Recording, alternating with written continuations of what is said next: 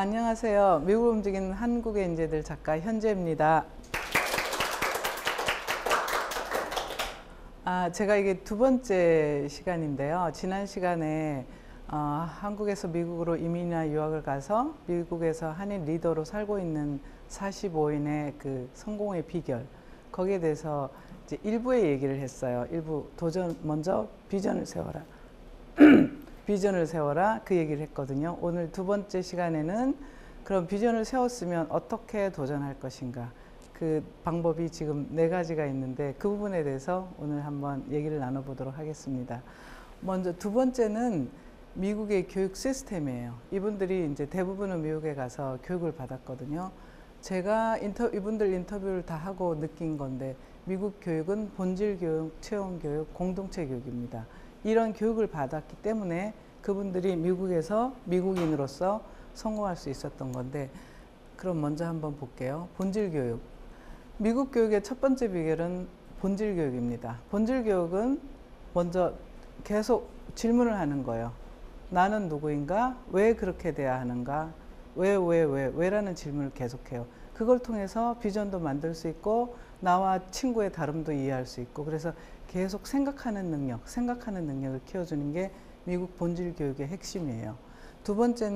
미국 교육의 두 번째는 체험 교육입니다. 체험 교육은 뭐냐면, 우리가 학교에서 뭐 여러 가지 내용을, 팩트를 배우죠. 그럼 배우는 걸로 끝나는 게 아니고 실제로 사회 현장으로 가서 체험을 해요. 미국은 아시겠지만 의회 민주주의잖아요. 그래서 이거는 미국의 그 뉴욕주의 하원인데, 저기 있는 분은 이제 롬킴 의원인데, 학생들이 와서 의회 시스템에 대해서 체험하는, 의회 의원들이 무슨 활동을 하는지 의원들하고 대화도 나눠보고 미국 의회 시스템에 대해서 배우는 그런 체험 교육이에요. 그다음 세 번째는 공동체 교육이에요. 공동체라는 건 뭐예요? 내가 몸담고 있는 지역사회 혹은 국가, 그 사회에 어떤 단체들이 있고 어떤 사람들이 살고 있고 어떤 이슈가 있는지, 그런 걸 계속 체험하는 그런 시스템, 그것이 공동체에 대한 교육인데, 미국 사람들은 절대 나만 잘 살면 된다 그렇게 생각하지 않아요. 나와 더불어 주변 사람들이 잘 살아야 된다. 그게 공동체 의식이거든요. 그게 오늘날의 미국 문화를 만드는 시스템이기 때문에, 특히 미국에 가면, 제가 팁을 하나 드릴게요. 제가 만나는 많은 분들에게 얘기하는데, 여러분들 중에 혹시 미국에 가서 뭔가 일을 하고 싶고 직업을 가져보고 싶다 혹은 취업을 해보고 싶다 하는 분이 있으시면 반드시 미국에 가면 공부를 좀 해보세요. 미국에는 수많은 대학이 있어요. 커뮤니티 칼리지도 있고 시티 칼리지, 스테이트 칼리지, 우리가 알고 있는 아이비리그 대학만 있는 게 아니에요. 수많은 대학이 있는데 지역사회에 대학이 많아요. 그 대학에 가서 최소한 한 1, 2년 한번 공부를 해보세요. 학위를 마치지 않아도 좋아요. 공부를 하게 되면 먼저 영어를 이해하게 되겠죠. 미국 가서 일하는데 영어 모르면 절대 할 수가 없겠죠. 사람하고 커뮤니케이션이 안 되는데. 그래서 언어를 이해할 수 있게 되고, 또 하나는 네트워크를 얻게 돼요. 거기 지역사회에 있는 많은 분들, 교수님들, 친구들, 그리고 또 하나는 미국 문화를 이해하게 돼요. 그래서 미국에 가서 만약에 일을 하고 싶거나 취업을 하려면 처음에 가서 아르바이트 하면서 그 학비 벌어도 돼요. 아르바이트는 자기가 원하면 얼마든지 있으니까, 대도시에는 최소한 아르바이트 하면서 시티 칼리지든 스테이트 칼리지든 커뮤니티 칼리지든 가서 대학에 가서 한 1, 2년 동안 공부를 해보라. 공부를 하면서 미국 사회 시스템이 뭔지 이해를 하라. 그래야 미국 사람들하고 진정 소통할 수 있어요. 아셨죠? 그다음 두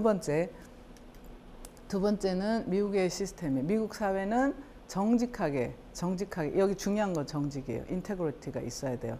정직하지 않게 뒤로 이렇게 하는 건 사회에서 용납이 안 돼요. 그래서 정직하게 열심히 성실하게 사는 사람들에게는 미국 사회가 끊임없이 지원을 해줘요. 제가 대표적으로 얘기를 들면 학교 시스템인데, 미국에서 정말 우리로 말하면 차상위 계층이라고 얘기하던데, 만약에 저소득층 자녀인데 자기가 학교에 가서 정말 대학에 가서 공부를 하고 싶다 그러면 미국 정부가 혹은 학교가 그 근로장학생이라는 거 있죠.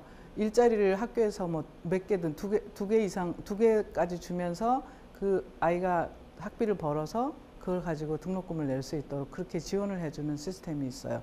제가 만난 많은 분들이 특히 이제 목회자 집 자녀들은, 사실 목회자가 돈이 많은 건 아니잖아요. 다 가난했지만 미국에 좋은 대학 가서 다 공부를 할 수 있었던 이유는 미국에 이런 시스템이 있었어요. 그래서 제가 예를 들면 토닐이라는 그 분인데 저 맨 끝에 있는 분이 토닐이에요. 보면 까만 옷 입은 이분이 토닐이 코리안 아메리칸인데 이분은 아버지가 미 국무원이었어요.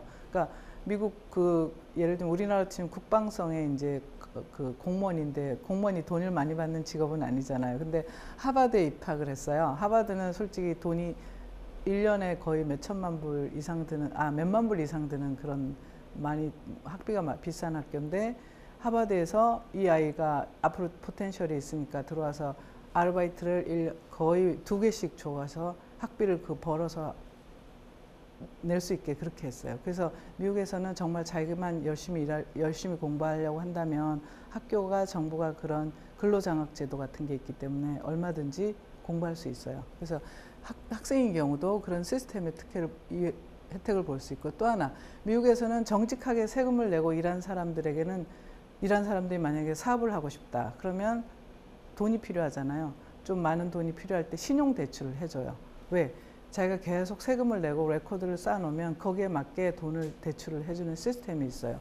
여기 제가 예를 든 분은 홍성은 회장님이라는 분인데 이분은 29살에 미국으로 이민을 가서 햄버거 가게를 했어요. 햄버거 가게를 했는데 솔직히 이제 별로 돈 없이 가서 햄버거 가게를 했는데 이분은 정말 성실하게 열심히 일을 하니까 이분이 성실성을 지켜본 은행의 직원이 와서 사장님이 너무 성실하게 열심히 일을 하니까 우리가 돈을 은행에서 대출을 해줄 테니까 호텔을 인수해서 혹은 건물을 인수해서 관리를 해보라고 운영을 해보라고 그렇게 조언을 해서 이분이 지금 미국에서는 정말 성공한 대표적인 한인 리더분이거든요. 그러니까 이분의 성실성이 미국 시스템이 그런 기회를 준 거예요. 그럼 세 번째는 주택 문제인데 우리가 미국에 살려면 집이 있어야 되잖아요. 그래서 우리나라도 요즘 이런 모기지 시스템이 있는데 미국에서는 일자리를 가진 사람에게는 정부가 모기지 시스템에 의해서 20년, 30년 분할 상환을 해서 낼 수 있도록 하고 주택을 구입할 수 있도록 그런 금융 시스템이 있어요. 그래서 정직하게 자기가 일자리를 가지고 성실히 살면 집도 얻을 수 있다는 거. 이런 시스템이 있었기 때문에 그러니까 미국으로 이민 간 이런 한인분들이 학교에서 공부도 하고 또 뭐 사업도 할 수 있었고 또 집도 구할 수 있었고 그런 거예요. 그래서 앞으로 미국에 진출해서 글로벌 리더에 꿈꾸는 분들은 이거 반드시 명심하시면 좋을 것 같아요. 그 다음 네 번째는 멘토의 지원이 있었어요. 제가 아까 모두에 말씀드렸죠. 멘토는 뭐 자기가 이제 공부를 같이 한 선생님이 될 수도 있고 혹은 주변의 선배가 될 수도 있고 혹은 친구가 될 수도 있고요. 자기보다 먼저 앞서간 친구가 될 수도 있고. 그런데 멘토는 누가 만드느냐? 자기 스스로 만드는 거예요. 누구든 자기가 정말 열심히 성실하게 뭔가를 하려고 하면 그 옆에 있는 분들이 도와주는 거예요. 왜? 그분들도 멘토의 도움을 받아서 성공을 했으니까 자기도 기꺼이 멘토가 되는 거예요. 그래서 제가 한 세 가지 사례를 들어드릴게요. 아까 보셨죠? 황지영 이 사람은 지금 두 번째 사례 케이스로 나오는데 이 사람이 정말 멘토를 많이 만난 사람이에요. 이 사람은 지금 그 버링검영 대학에 그 학교에 있는 크리에이티브 이제 회사인데 그 회사에 있는 분이 황지영 씨가 너무 원래 일러스트레이터를 했거든요. 일러스트레이션을 너무 잘하고 재능이 있고 열심히 하니까 미국에 이제 인턴십 할 수 있는 그런 좋은 기회도 이분이 이제 소개를 해줬어요. 그래서 미국 가서 인턴십 할 수 있었고 또 하나 이제 로레알에 사실 인터뷰할 때도 자기를 인터뷰했던 디렉터가 너는 우리 회사보다 차라리 로레알 가서 하는 게 훨씬 낫겠다. 거기 인터뷰할 수 있는 기회를 준 거예요. 그렇게 해서 로레알에 인터뷰해서 처음에는 계약직으로 들어갔는데 이제 계약직 1년 동안 너무 잘하니까 풀타임으로 이제 취업이 된 거예요. 그래서 계속 그렇게 자기 길을 만들어가는 건데 그 과정에서 멘토가 중요한 역할을 했는데 멘토는 자기 스스로 만드는 거예요. 자기가 열심히 하고 그 성실하게 열심히 하면 주변에 있는 분들이 도와주는 거. 그다음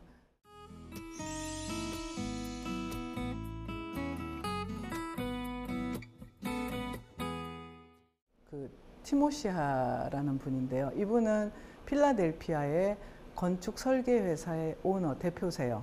대표인데 이분도 굉장히 아주 그 성공적인 스토리지만 굉장히 눈물겨운 스토리들이 많아요. 이분도 목회자집 자녀거든요. 그래서 고등학교 때까지 아버님이 이제 목회 활동하면서 돈이 없으니까 그 건물 청소 이런 걸 밤에 했을 때 아버지 건물 청소를 다 도우면서 밤에 가서 도우면서 학교를 다녔거든요. 근데 필라델피아 건축 건축대학원에 가서 건축학과 건축 설계 공부를 했어요. 그리고 졸업하고 나서 건축 설계회사 들어가서 일을 시작을 했는데 이때 나이 30이 되기 전에 최연소 임원이 됐어. 이사가 된 거죠.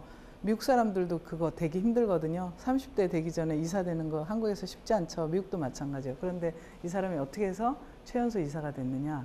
이 사람이 남을 배려하는 그런 정신. 그것 때문에 이사가 된 거예요.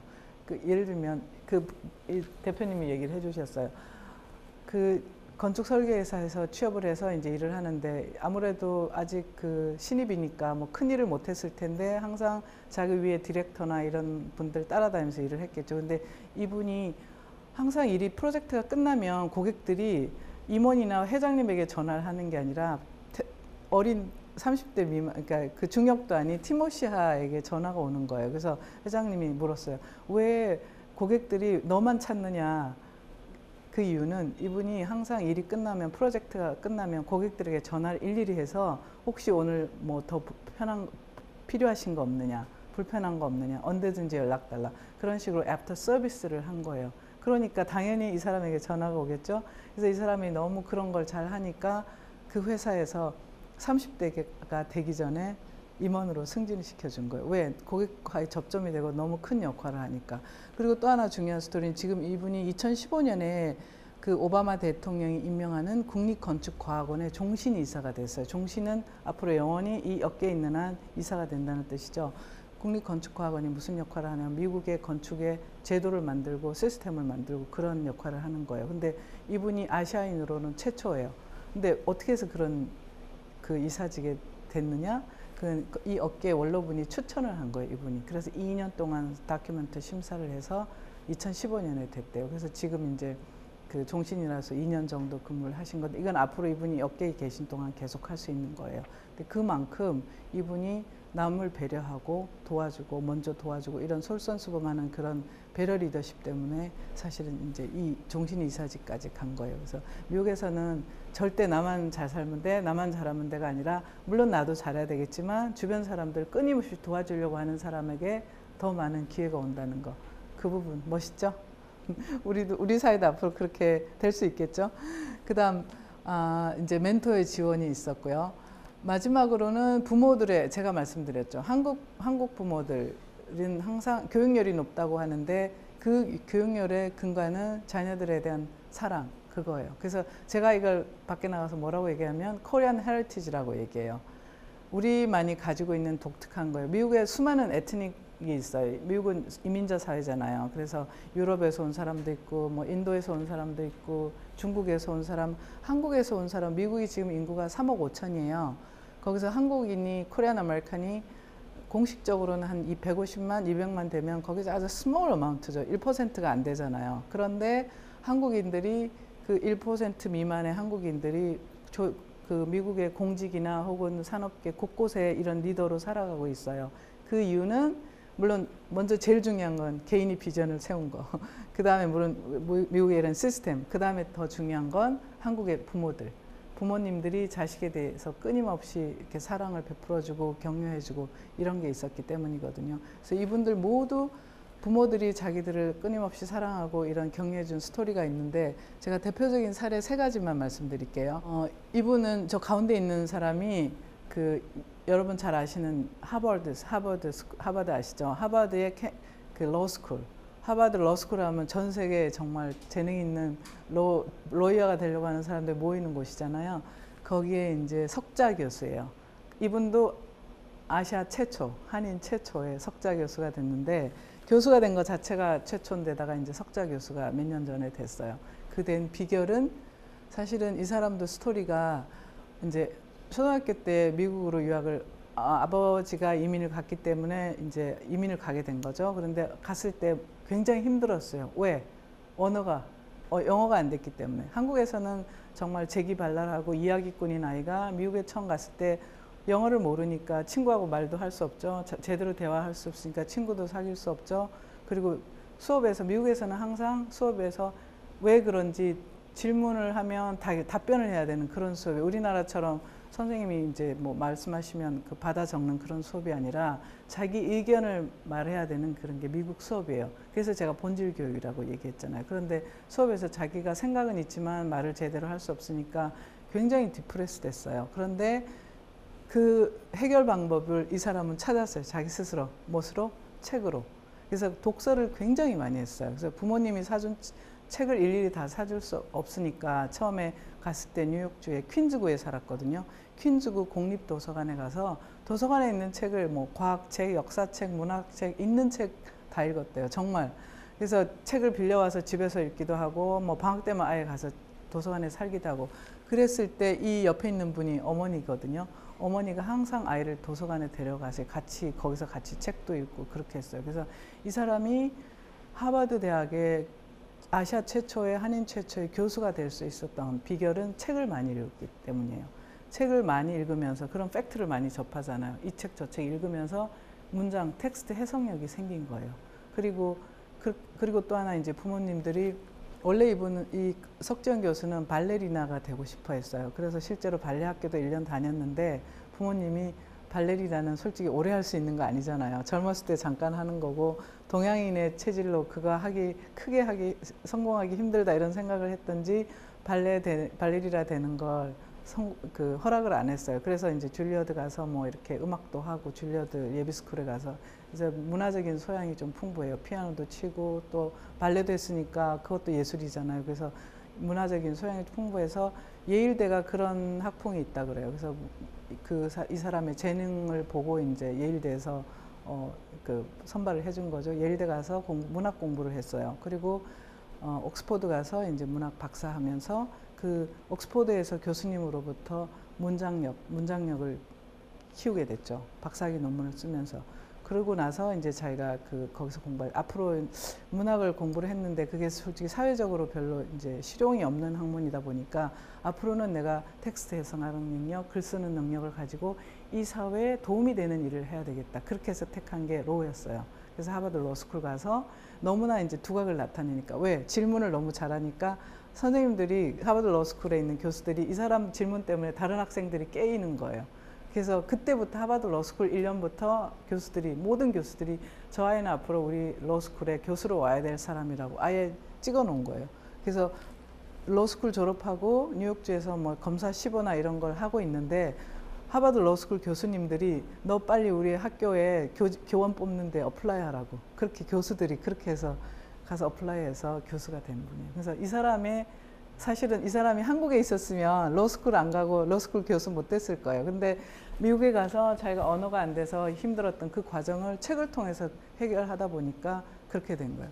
그다음 두 번째 사례는 LA 오렌지 카운티가 미국에서 가장 교육열이 높고 교육 치안이 가장 잘 된 교육 도시로 알려져 있어요. 여기에 이제 슈퍼바이저는 시장 같은 역할이에요. 미셸 박스틸 여기 저 뒤에 있는 분이고 옆에 있는 분은 어머니, 요 옆에 있는 분은 외할머니세요. 그리고 여기 어머니가 안고 있는 아이, 이분이 이제 주희 씨하고 결혼해서 아이는 약간 서양인처럼 생겼죠. 근데 이분도 한국에서 태어나서 미국으로 이제 유학을 가서 부모님이 나중에 미국으로 이민을 오셨거든요. 그래서 이제 미국에서 다 가족이 살게 됐는데 이 어머님이 이 아이에게 사실은 어머님은 아이가 현모양처가 되길 바래서 계속 뭐 음악 교육도 시키고 이렇게 했지만 이 미셸 박스틸은 수학도 잘하고 자기가 사회적으로 이렇게 커리어를 가지고 싶어 해서 근데 이런 공직사회에 도전할 때 어머님이 항상 너는 무엇이든지 할 수 있다. 네가 생각하는 일이면 도전을 해라.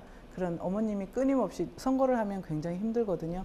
왜냐하면 나만 도전하는 게 아니니까. 그럴 때마다 어머님이 옆에서 계속 격려를 해주고 그리고 특히 미셸 박스틸이 결혼할 때 주희 씨라고 어머니가 반대를 했어요. 그런데 할머니가 어머니를 설득해서 그분하고 결혼을 할 수 있었대요. 그 정도로 옆에서 어머니 할머니가 미셸 박스틸이 인생을 사는데 굉장히 격려와 조언이 이 사람이 자기 인생을 살아가는데 가장 큰 도움이 됐다고 그래요.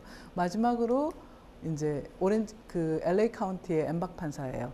미국에서는 판사가 두 가지 케이스가 있어요. 임명직이 있고 선거직이 있어요. 우리나라는 무조건 임명을 하잖아요. 근데 미국에서는 시민들이 선거를 해서 판사가 될 수가 있어요. 근데 선거직 판사는 굉장히 어너러블해요. 굉장히 영예롭게 생각해요. 왜? 선거에 통해서 시민회에서 당선이 됐으니까. 그런데 엠박 판사 여기 가운데 있는 왜 이 사진을 선택했냐면 옆에 있는 분이 어머니 아버님이세요. 아버지는 원래 목사셨고 어머님도 거의 목회 활동하셨고 이 두 분들이 엠박 판사가 판사 처음에 러스쿨 나와서 변호사가 되고 나서 한 2년 동안 한인회 봉사를 했고 그 다음에 20년 동안 그 약간 강력범 담당하는 검사를 했어요.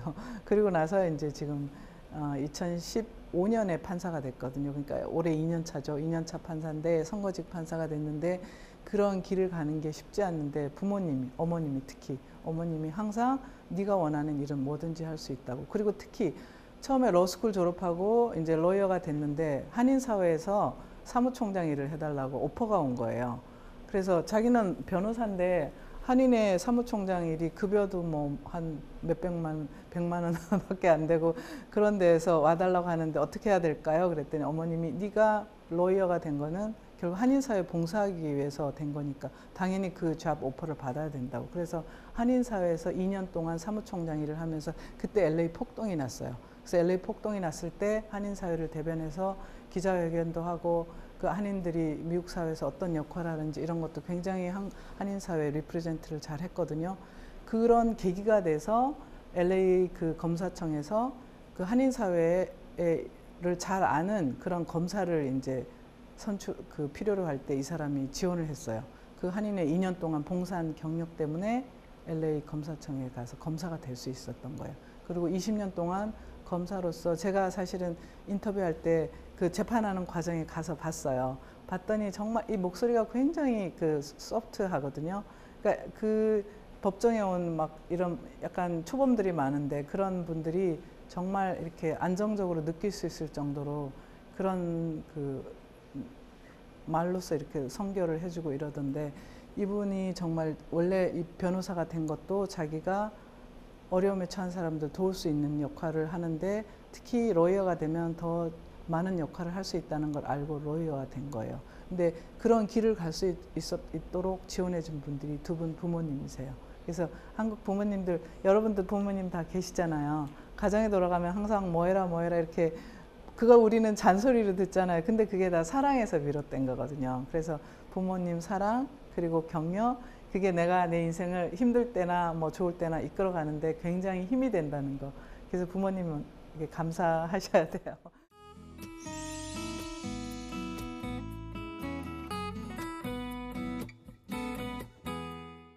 그래서 우리 코리안 아메리칸 리더들이 미국 사회에서 이렇게 성취할 수 있었던 그 비결 중에 남들은 다른 에트닉은 안 가지고 있는 한국인만이 가지고 있는 게 부모님의 끊임없는 사랑, 격려예요. 그래서 우리는 한국인의 자녀로 태어난 거 정말 하나는 가지고 태어난 거죠. 그래서 나머지 4개는 여러분들이 이제 만드시면 되는 거예요. 그래서 앞으로 여러분들도 글로벌 리더로 도전하고 싶은 분 많을 거예요. 그래서 제가 이 책을 쓴 것도 워낙 한국 요즘에 글로벌 시대잖아요. 한국에서만 살고 싶어 하지 않아요. 다들 해외 가서 공부도 하고 친구도 사귀고 일도 하고 교류하고 싶으시죠? 그래서 도전해 보시라고요.